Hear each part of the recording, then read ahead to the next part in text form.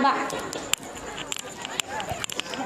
Segenap lapisan goresan puji, mari sama-sama kita kehadiran Allah Azza wa Jalla yang senantiasa memberikan nikmat dan rahmatnya kepada kita semua, sehingga manusia yang berfikir, insan yang bersyukur, ia pasti akan tahu dengan nikmat itulah hidup sari. Sejalan sana embun di pagi hari, bersatu urat saraf ibarat urat nadi. Nafas yang kita hirup tanpa kita beli, dan eloknya gigi taring, hidung mancung, dan lesung pipi yang ada pada santri yang berbudi pekerti.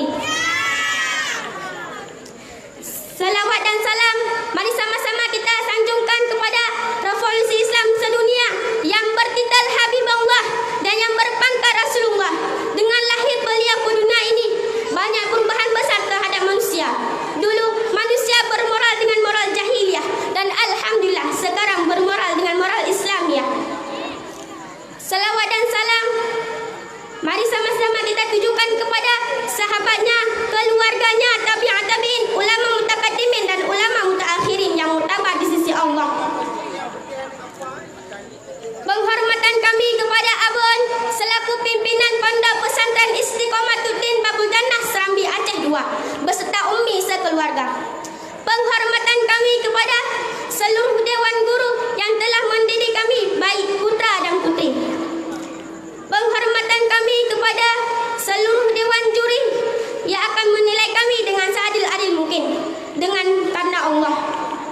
Penghormatan kami kepada seluruh santriwan dan santriwati yang telah berkumpul pada tempat yang berbahagia ini. Terkhususnya santriwati kelas 3B, gurunya pede-pede dan muridnya mirip putih bele alias kece-kece. Penghormatan kami kepada Tengku Protokol yang telah memanggil nomor undian saya, guna dan maksud untuk mengupas sedikit syarahan singkat yang bertema Rasulullah Sallallahu Alaihi Wasallam adalah sebagai indikator Islam. Selama jentera dunia masih berputar, selama itulah perubahan era terus berbalik warna. Kadang warna kedua lebih unggul dari warna pertama, dan tidak mustahil juga andaikan warna kedua lebih kelam dari warna pertama. Mungkin saudara pernah mendengar bagaimana karakter manusia pada zaman jahiliyah. Kalau bahasa kasarnya laksana binatang di hutan berantara. Hukum rimba merupakan pedoman hidup bagi mereka. Siapa yang lebih kuat dialah yang berkuasa. Beranjak selangkah setelah jahiliyah, kita jumpai satu zaman yang disebut dengan zaman Islamiyah. Pada tanggal 12 Rabiul Awal di tahun gajah, hadirlah ke dunia fana ini seorang proklamator Islam. Beliau Rasul yang memiliki contoh teladan baik dan yang sempurna. Ma'asyiral muslimin wa jumratul mu'minin rahimakumullah. Sebagaimana telah ma'ruf bagi kita semua, bahkan historis biografi Rasulullah dapat diklasifikasikan dalam 3 periode. Adapun periode yang pertama, semasa kecilnya Rasulullah, semua orang sayang dan cinta kepadanya. Semua orang memuja dan memujinya, sampai Abu Lahab pun seakan-akan ingin mengatakan, I love you Muhammad, aku cinta padamu Muhammad. Di ketika menjelang umur 25 tahun, di saat inilah menjelajahi di periode yang kedua. Yang dulu suka, cinta dan puja sekarang berbalik duka. Caci dan cela bahkan sangatlah melampaui batas alias afrodasi terhadap Rasul, serta lemparan-lemparan yang keras. Baginda menyambutnya dengan selembut sutra, serta dengan tangan terbuka beliau menyerahkan segala urusannya kepada Allah. Berdasarkan garis biografi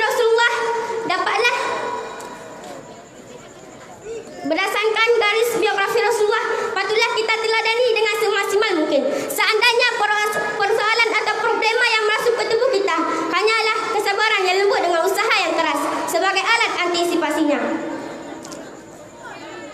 Biografi periode yang ketiga, ketika Rasulullah sudah berusia 40 tahun. Sebenarnya andai kata kita lihat secara realitas persoalan atau problema yang masuk ke tubuh kita di periode yang ketiga, ketika Rasulullah sudah berusia 40 tahun, seandainya kita lihat secara realitas, tantangan serta rintangan selalu saja mewarnai biografinya. Namun dengan isti'anah Allah, beliau mampu mengantisipasinya segala urusan yang berbau kontroversinya.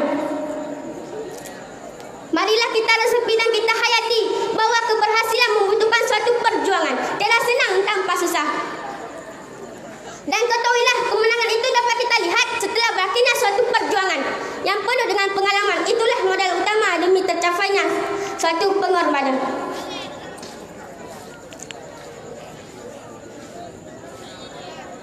Kesimpulan yang dapat kita ambil dari syarahan tadi, yang pertama, Rasulullah SAW adalah indikator Islam yang penuh dengan akhlakul karimah. Yang kedua, biografi Rasulullah patutlah dijadikan patokan dalam kehidupan sehari-hari. Yang ketiga, untuk mencapaikan suatu ketenangan kita harus sabar, dan untuk mencapaikan suatu ketenangan kita harus berjuang disertai sabar dan tawakal. Cukup sekian syarahan singkat saya. Mohon maaf atas segala kekurangan dan kesilapan. Saya akhiri, dari panjang di samping bunga, urung di samping di pegah abah. Maklumlah lo urung ina hanam kenang bak pegah abah.